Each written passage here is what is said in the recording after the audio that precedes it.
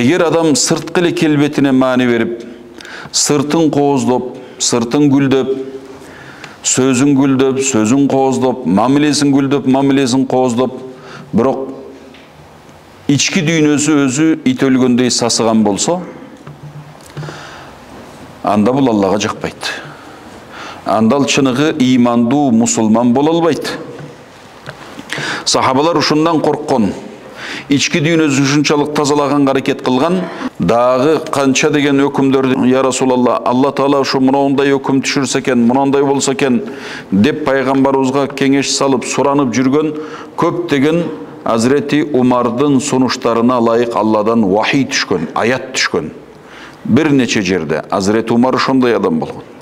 Ошол эле Азрети Умар өзү менен күрөшүп, жандалбастап, талашып, тартышып, ички дүйнөсүн оңдоп, бир күнү түнү менен Алла Тааладан тиленип, ыйлап, Аллахумма инни а'уду бика мин шарри нефси. Эй Алла, мен ушу сенден өзүмдүн нефсимдин жамандыгынан сактоо сурайм. Менин нефсимдин жамандыгынан сактасаң экен деп таң атканча ушул дуаны кайталап ыйлап чыккан экен.